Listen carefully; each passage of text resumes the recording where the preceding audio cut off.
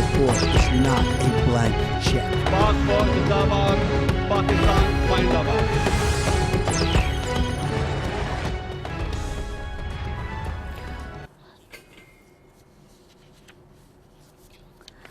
जी अस्सलाम वालेकुम। प्रोग्राम में आज सबसे पहले बात करेंगे कि सेनेट में हुकूमत के खिलाफ अपोजिशन की तहरीक अदम एतमाद की नाकामी के आफ्टर शॉक्स अभी तक जारी।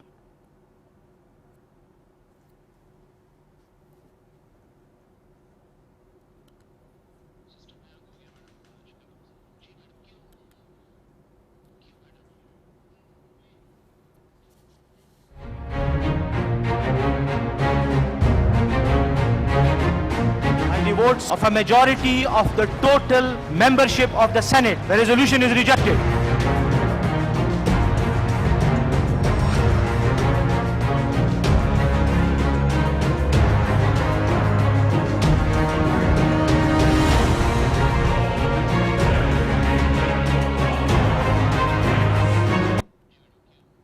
कल सेनेट में ऑपोजिशन की तहरीक अदम एतमाद नाकाम हुई, लेकिन उसके आफ्टर शॉक्स आज तक जारी हैं। हुकूमत की तरफ से जश्न जारी है, जबकि ऑपोजिशन पे मायूसी तारी है। कल ये तहरीक नाकाम क्यों हुई, इसकी वजूहात का जायजा लेने के लिए और वो 14 सेनेटर्स कौन हैं, वो 14 सेनेटर्स बागी हुए या दागी निकले, इसके तायुन के लिए ऑपोजिशन ने आज कुछ खोजी कमेटियां और ऑपोजिशन में से भी पीपल्स पार्टी और मुस्लिम लीग नून ने कुछ खोजी कमेटियां तश्कील दे दी हैं, जो खोज लगाएंगी और खुरा ढूंढेंगी कि आखिर हॉर्स ट्रेडिंग हुई या कोई धमकी, धौंस, धांधली या दबाव का इस्तेमाल किया गया, जमीर एकदम से जागे या जमीर पहले से फरोख्त किए गए। इन सब मामलात का तायुन किया जाएगा। लेकिन कल एक अफसोसनाक वाकया पेश आया, जहां हुकूमत अपोजिशन की तरफ से चेयरमैन सेनेट के मुतफिका उम्मीदवार सेनेटर हासिल बजिंजो ने कुछ इल्जामात आयद किए कौमी इदारों पर, जिसके बाद DGISPR की तरफ से एक सख्त मसम्मती बयान भी सामने आ गया। सवाल ये जन्म लेता है कि जब अपोजिशन ने फैक्ट फाइंडिंग कमेटियां, खोजी कमेटियां आज बनाई हैं और अपोजिशन के पास फिलहाल सबूत नहीं है, तो फिर बैरूनी अनासर पे इल्जामात किस बुनियाद पर लगाए जा रहे हैं। और सवाल ये भी पैदा होता है कि अपोजिशन के पास सबूत हैं या नहीं हैं तो क्या हैं, क्योंकि हॉर्स ट्रेडिंग का और खरीदे जाने का और जमीर फरोशी के इल्जामात मुसलसल लग रहे हैं। तो इन्हीं सवालात के जवाब हम लेंगे। मेरे साथ हैं सेनेटर हासिल बजिंजो साहब, नेशनल पार्टी के सरबराह हैं और अपोजिशन के चेयरमैन सेनेट के लिए मुतफिका उम्मीदवार थे। अस्सलाम वालेकुम सेनेटर हासिल बजिंजो साहब, बहुत शुक्रिया प्रोग्राम के लिए वक्त निकालने पे। ये कल सेनेट में हुआ क्या, किस तरह से आपके 64 शो ऑफ हैंड, देन उसके बाद 50 सेनेटर्स शो करते हैं, 14 सेनेटर्स कहां गए, ये कल सेनेट में अचानक हुआ क्या हासिल बजिंजो साहब? गिरदा, पहले तो बहुत बहुत मेहरबानी आपका। अब मैं चेयरमैन कैंडिडेट नहीं रहा, क्योंकि वो प्रोसेस गुजर चुका है। देखिए, मैं समझता हूं कि कल जो कुछ सेनेट में हुआ, इसका कुछ अंदाज़ा भी हमें था, कुछ इतलात भी थी, मगर मैं हैरान इस बात पे हूँ कि चाहे हिज़्ब इख्तिलाफ के थे या हिज़्ब इक़्तिदार के लोग थे, सेनेटर्स, हम 64 लोग खाना खाया, हमने 64 ने बैठ के नमाज पढ़ी और हम सब मिल के हाउस आए। और हाउस आने के बाद आप पूरी मीडिया ने देखा, दुनिया ने देखा कि 64 लोग खड़े थे और वो इस चेयरमैन को कह रहे थे कि हमारा तो आप पे एतमाद नहीं रहा, आप नीचे आ जाएं। मगर जब वोटिंग का प्रोसेस शुरू होता है तो उसमें 14 आदमी गायब हो जाते हैं, हम बजाय 46 के 50 पे चले जाते हैं। देखिए, ये भी मुफ्त में नहीं होता। इसमें दो चीजें हैं, या तो दबाव होता है या लालच होती है। अब इसकी तहकीकात करानी चाहिए। मैं आपके क्योंकि पहला प्रोग्राम है, मैं आपके साथ कर रहा हूं, मैं बिल्कुल इस पे सुप्रीम कोर्ट से कहूंगा कि इस पे सो मोटो एक्शन लेके इसकी तहकीकात कराई जाए। मैं कहता हूं कि दोनों साइड से मुजरिम अब जाहिर होने चाहिए।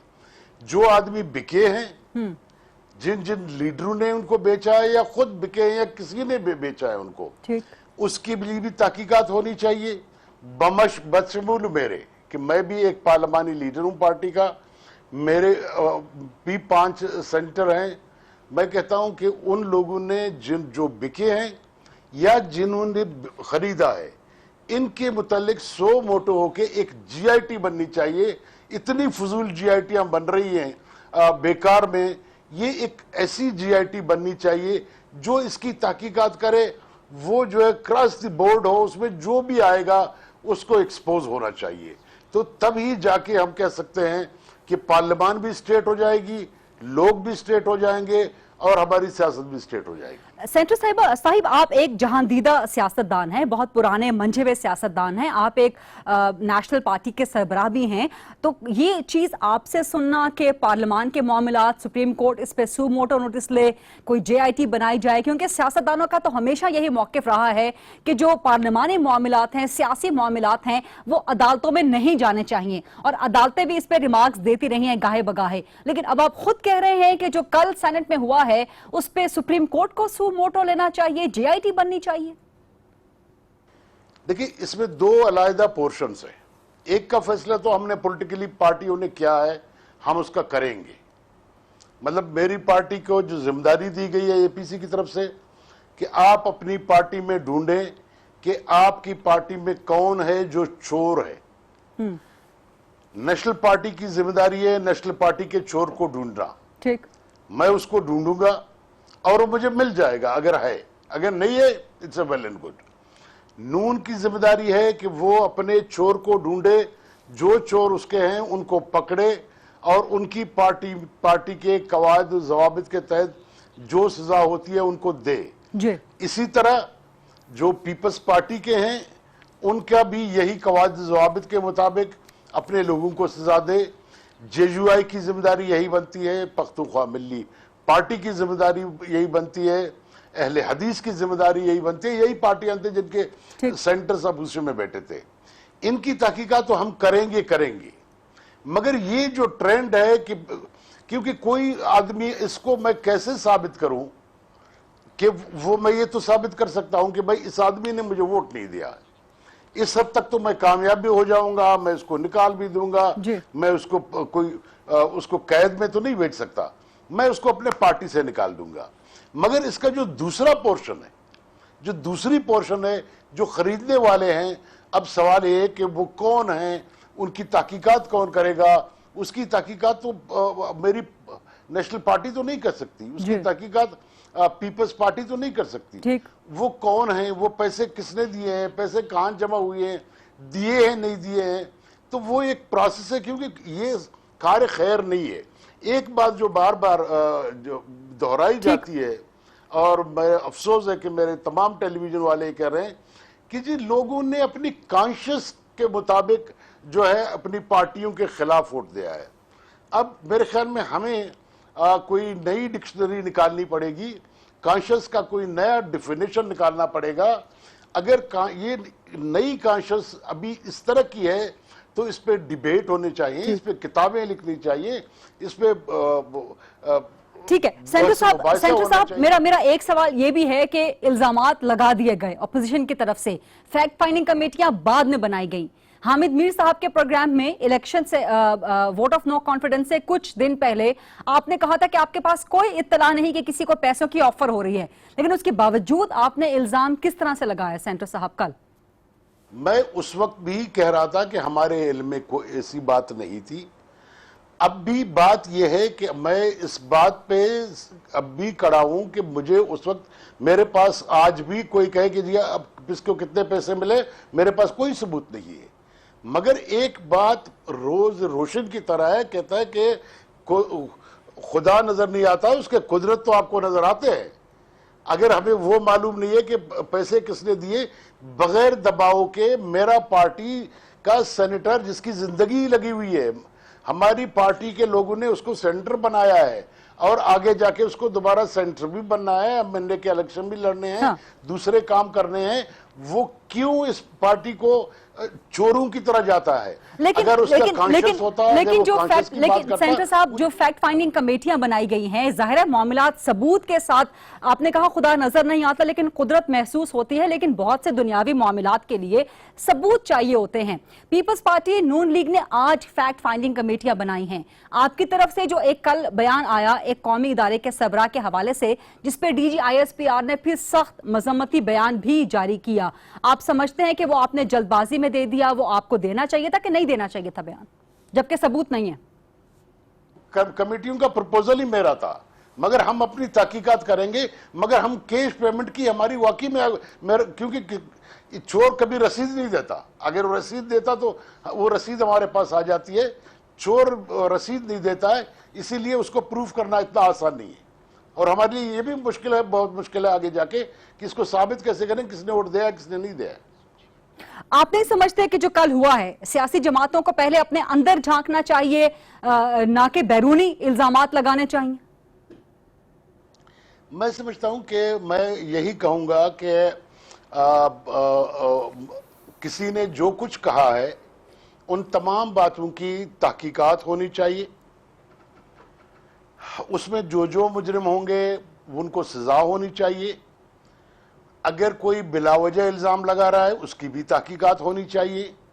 मैं तमाम चीज़ों के लिए तैयार हूं और मैं समझता हूं कि अब इन किस्म के तहकीकात नहीं होंगे यक साइडेड, फिर आके हम लोगों को घेरा जाएगा, बंद किया जाएगा, इल्ज़ाम लगाया जाएगा और हमें कहेगा कि आप झूठे निकले, वोट भी हमारे गए, हारे भी हम और अब जेल भी हम जाएंगे।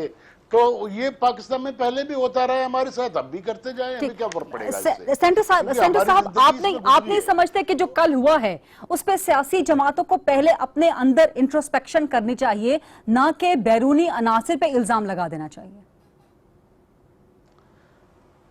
उन्होंने मेरे ऊपर मेहरबानी कर दी, उन्होंने बड़ी मेहरबानी कर दी। I very thankful to from them कि मैंने कोई प्रेस कॉन्फ्रेंस में बात की होती तो अब उनका जो ISPR का स्टेटमेंट बनता था, अगर मैं किसी जलसे में तकरीर करते हुए ये बात कहता तो उसका स्टेटमेंट बनता था, मगर ISPR वालों से मेरी दरख्वास्त है कि हम जज्बाती हो ना हो, आप भी मेहरबानी करके थोड़ा काम डाउन हो।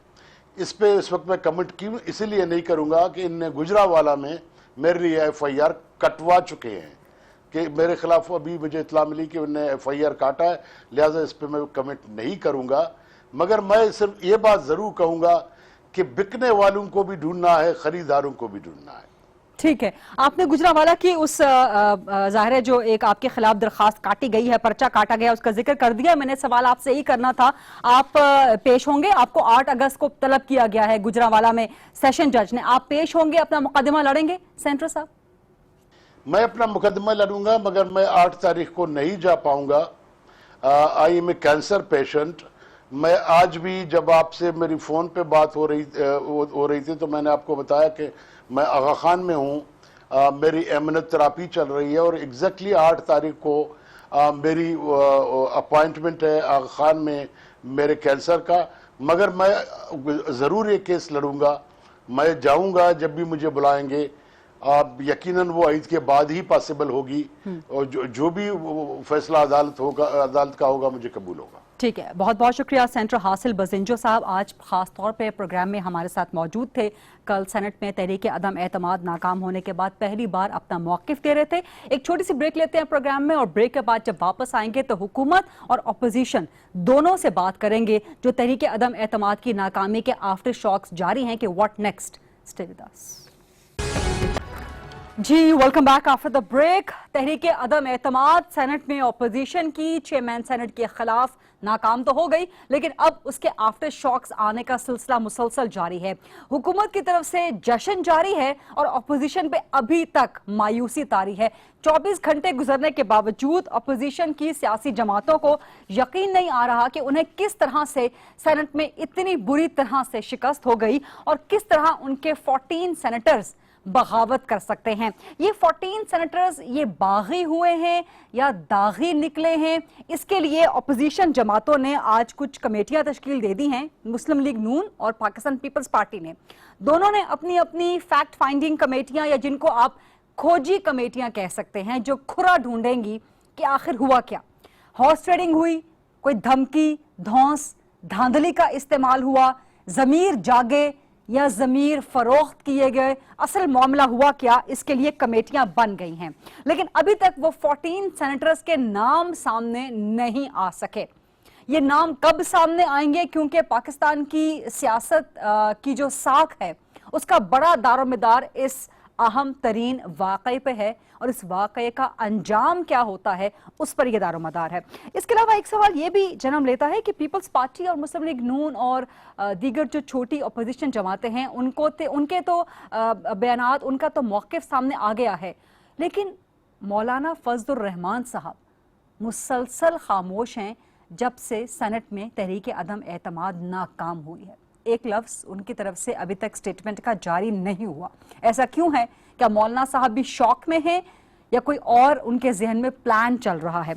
बहरहाल इन सब मामलात पे बात करेंगे। और कल सेनेटर हासिल बजिंजो साहब की तरफ से एक स्टेटमेंट जारी हुआ था, जिसकी DGISPR की तरफ से मजम्मत भी सामने आ गई थी। उस मामले को भी डिस्कस करेंगे। मेरे साथ मौजूद हैं तमाम बड़ी पार्टियों के बड़े अहम और सरकर्दा रहनुमा। मेरे साथ हैं सेनेटर सस्सी पलेजो साहिबा, पाकिस्तान पीपल्स पार्टी की सीनियर मरकज़ी रहनुमा हैं। मेरे साथ हैं जनाब खुर्रम दस्तगीर साहब, मुस्लिम लीग नून के सीनियर मरकज़ी रहनुमा हैं, साबिक विफाकी वजीर रह चुके हैं। मेरे साथ हैं मियाँ असलम इकबाल साहब, पाकिस्तान तहरीक इंसाफ पंजाब के सीनियर मरकज़ी रहनुमा हैं और वज़ीर इत्तलात भी हैं।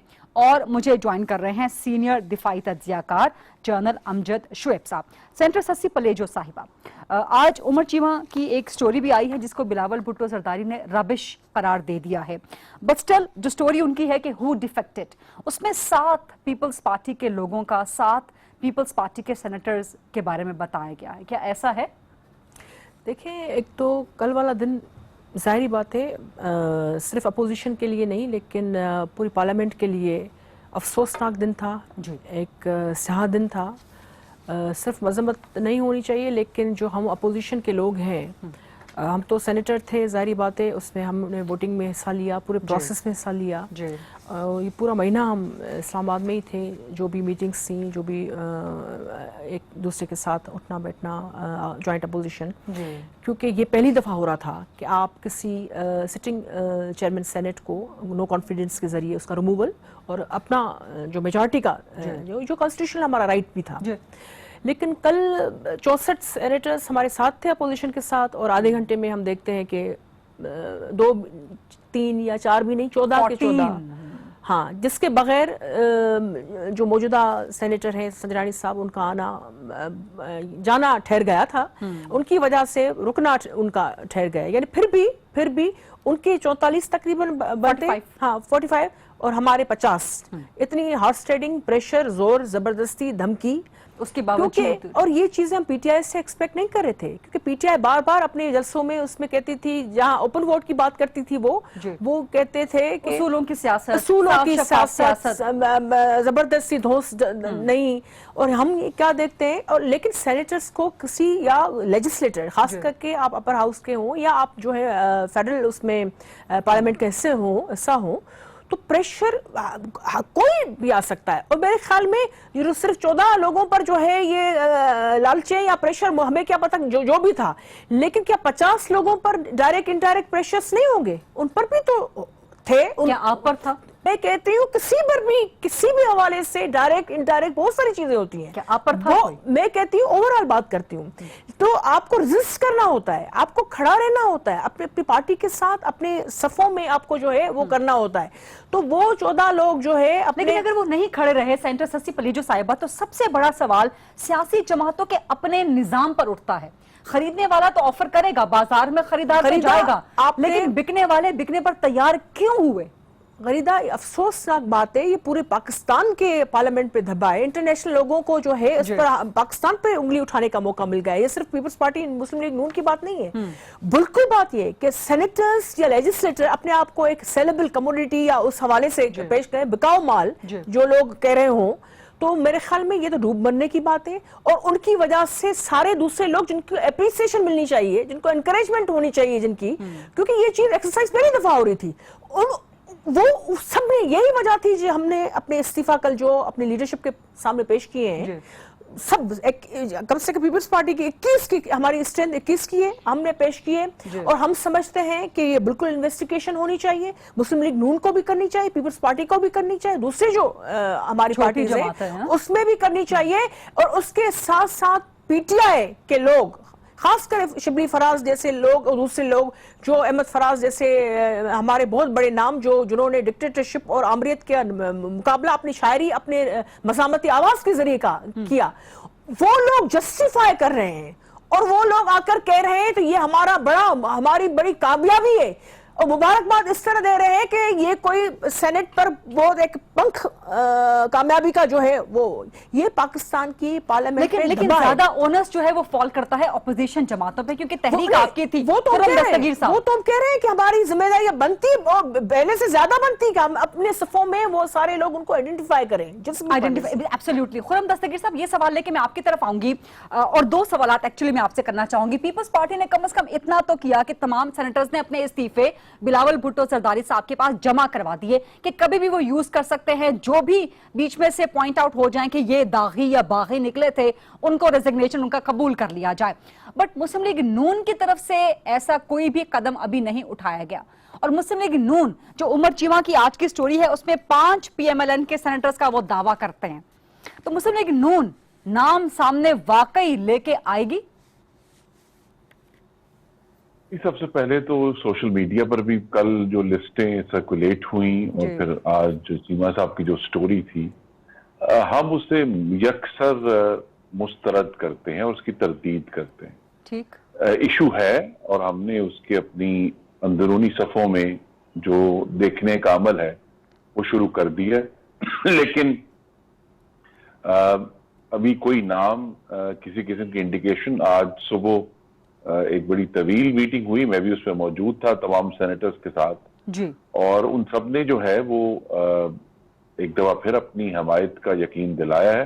लेकिन इंडिविजुअली उनसे बात हो रही है, शहबाज शरीफ साहब भी इस मामले को प्रोब कर रहे हैं। लेकिन एक चीज जो लार्जर इशू है, अपोजिशन तो अपना काम करेगी क्योंकि हमें इस फॉशिस्ट हुकूमत की मजामत करनी है, लेकिन हमने ये देखा है कि 2018 में जिस तरह ऐवान ज़ीरी में मैंडेट चुराया गया, वाज़े मैंडेट था, इसी तरह 2019 में ऐवान बाला भी, वहां भी मैंडेट चुराया गया।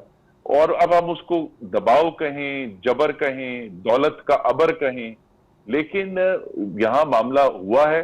उन 14 ख़वातीन और हजरात खुदा जाने कौन थे, पता चल जाएगा। और मुस्लिम लीग नून अपनी जो रैंक्स हैं उनको भी हम पर्ज करेंगे और उनको सही तरह देखेंगे। लेकिन अहम बात यह है कि कल ऐवान बाला करने के लिए, but my supplementary question is कि जो अपोजिशन अभी तक इल्जाम लगा रही है, बावजूद इसके कि फैक्ट फाइंडिंग कमेटियां आज ही बनी हैं, हो सकता है वाकई जमीर की आवाज पर लब्बैक कहा हो इन 14 सेनेटर्स ने, इनको एकदम से एहसास हुआ हो खुफिया बैलेटिंग की तरफ जाते हुए। तो अपोजिशन के पास सबूत क्या है हॉर्स ट्रेडिंग या धमकी के? जी सबूत तो आपके सामने है ना जी। देखिए, जमीर अगर किसी का जागता है तो वो फिर छुप कर बैठा नहीं रहता बुज़दिलों की तरह। अगर वाकई जमीर जागा था तो फिर वो 64 बंदे जो खड़े हुए थे, वो 14 बंदे उस वक्त भी खड़े ना होते। और उससे अहम बात यह है कि जब डिप्टी चेयरमैन का इलेक्शन हुआ उससे 1 घंटे बाद, तो वाकई अगर जमीर जागा हुआ था तो वो जब पूरी ऑपोजिशन एब्सटेन कर रही थी तो वो 14 बंदों में ये जुर्रत होनी चाहिए थी कि जब उनका नाम पुकारा गया तो वो उठकर आकर जनाब मांडवी वाला साहब के खिलाफ वोट देते। उनमें जुर्रत नहीं थी। तो जिसमें जुर्रत नहीं है मैं उसको जमीर नहीं मानता। ये वो वाला जमीर है जो अब फौत हो चुका है और सिर्फ उस वक्त जागता है जब अरबाब इक्तदार को उसकी जरूरत होती है। मियां अस्लम इकबाल साहब, सेंटर सस्सी पलीजो साहिबा की बात आपने सुनी ऑपोजिशन डेफिनेटली मुरद इल्जाम है, पूरा सिस्टम क्वेश्चनेबल हो गया है कि आखिर सियासी जमातें ऐसा गंद अपने अंदर दाखिल क्यों करती हैं। और सेनेट के इलेक्शन जिस तरह से होते हैं उसमें जितना पैसा करोड़ों के बैग्स इस्तेमाल होते हैं वो एक अलग क्वेश्चन मार्क है। But that is not clear Pakistan Tehreek Insaf's name from what happened yesterday. आप लोगों ने इस पे खुशी का इजहार किया, आज तक जश्न मना रहे हैं, मिठाइयाँ खिला रहे हैं, इशाइये दे रहे हैं, ये किस बात की खुशी है? रीता, आपका शुक्रिया, थैंक यू वेरी मच। माशाल्लाह आज तो चैनल के ऊपर बैठकर वो भी बंदे दर्द हैं जिन्होंने हमेशा पाकिस्तानी कौम का मैंडेट चुराया। पाकिस्तान की असम्बलियों की तारीख देख लें कि 1985 से लेकर और 87 तक और उसके बाद 2008 का जो इलेक्शन हुआ था उसमें किस तरह से मैंडेट चुराया गया था, ये सबके पास सबको पता है। लिहाजा मेरा ख्याल है ये जो हमें दर्द देने की कोशिश कर रहे हैं, ये पहले मेहरबानी करके, पंजाबी में कहते हैं अपनी मंदी थले डांग फेरो, फिर हमारे साथ भी बात करें। दूसरी बात देखिए जो मैं अर्ज करना चाह रहा हूँ वो ये है कि पाकिस्तान तरीके इंसाफ के हमेशा से मौकफ रहा है। और आपको याद होगा कि जब सेनेट के पहले भी इलेक्शन हुए थे धरने के दौरान, तो किस तरह से इन्हीं लोगों ने, यही दो पार्टियां थी जिन्होंने KPK के अंदर से उन बंदों को खरीदा था, और हमने खुद अपनी पार्टी के अंदर इन्वेस्टिगेशन करके उन 20 बंदों को निकाला था। यानी कि आधी से ज्यादा असेंबली हमने, हमारे लीडर ने बाहर निकाल दी थी। और उस वक्त लोग कह रहे थे आपकी गवर्नमेंट चली जाएगी, तो मेरे लीडर ने एक ही बात की कि चली जाए, मुझे इसकी परवाह नहीं है। और साथ साथ ये भी कहा कि सेनेट के जो इलेक्शन है वो शो ऑफ हैंड के जरिए होना चाहिए, जिस तरह के ओपन होते हैं। अभी भी हम इनको दावत देते हैं।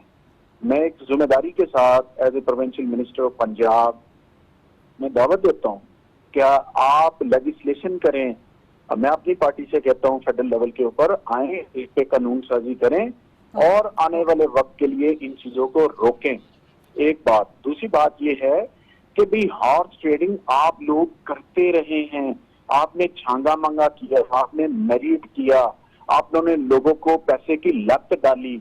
आप सेनेट की टिकट्स अपने जो जिन बंदों को बेचते हैं माजरत के साथ, जिनसे तरे हैं, वो फिर यहाँ पर आके पैसे कमाते हैं। आपको अपने उन 14 बंदों का ही नहीं पता चला कि वो 14 बंदे कौन से, और पीटीआई मोर्दे इल्जाम ठहरा रहे हैं। अब पीटीआई तो एक सादिक सिंजरानी साहब को सपोर्ट कर रही है, और हमने पहले भी सपोर्ट किया, अब भी सपोर्ट कर रहे थे। हमें गरज नहीं वो हारे या जीते, हम उनके साथ खड़े थे। पीपल्स पार्टी ने अपना मौका बदला था। आप से अपने 14 बंदे ही नहीं ढूंढे जा रहे, आपको पता ही नहीं चल रहा। और रीता, दूसरी जो जरूरी बात है वो ये है कि जब जमातें अपनी पार्टियों को, मरूसी सियासत को जिंदा रखने के लिए लिमिटेड कंपनी बना के चलाएंगी, तो फिर इस तरह के नताइज निकला करते हैं। जब आप अपने MPA MNA को, अपने सेनेटर को इज्जत नहीं देते, तो फिर यही होता है। और सबसे जरूरी बात जो मैं ये समझता हूँ कि अब पार्टियों के अंदर जो है वो एक डिवीजन होनी शुरू हो गई है कि करप्शन को और जमहूरियत को अलग करें। लोग करप्शन, जो करप्ट लोग हैं जिनको अदालत ने कन्विक्टेड करार दे दिया है, उनके साथ नहीं खड़ा होना चाहते। ठीक है अस्लम इकबाल साहब, ये आपने जो पॉइंट्स सामने रखे हैं पीपल्स पार्टी, जी मैं खुर्रम साहब आपकी तरफ जरूर आऊंगी।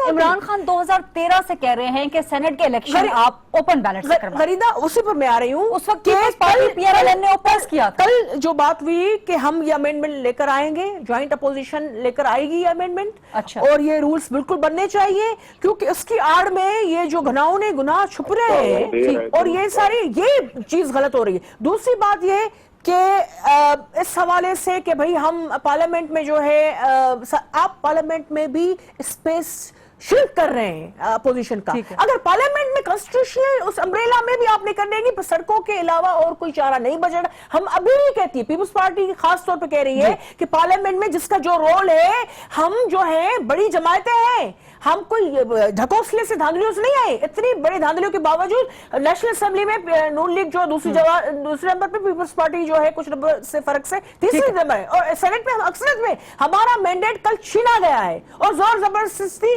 प्रेशर से और एक अच्छी बात जो अपोजिशन कर रही है अस्लम इकबाल साहब की जी, एक ज्वाइंट रेजोल्यूशन लेके आएंगे कि सेनेट के इलेक्शन खुफिया बैलेट से ना किए जाएं, नहीं की जानी चाहिए, अमेंडमेंट्स आनी चाहिए उस पर। अस्लम इकबाल साहब जी देखिए रीता, मैंने तो अपनी पार्टी का मौकफ आपके सामने रख दिया है जी।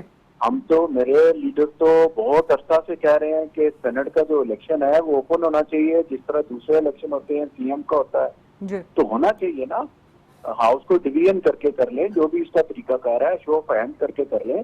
लेकिन जरा मुझे ये बताइए, ये कहते हैं अमाने वाला का मुंह काला हो गया, आपके सेनेटर ने काला किया है, आपने काला किया है, पीपल्स पार्टी ने काला किया है, नून लीग ने काला किया है, आप लोगों ने काला किया। आपने मैंडेट छीना है हमारा कल, आप तो जिम्मेदारी लेंगे। पूरी दुनिया ने आपको देखा है कल, पूरी दुनिया ने आपने मैंडेट में डाका डाला है, आपने डेंट डाला है, सिर्फ पीपल्स पार्टी के वोट पर नहीं, आपने पूरे पार्लियामेंट को जो डागवार बनाने में कोई कसर नहीं छोड़ी आपने।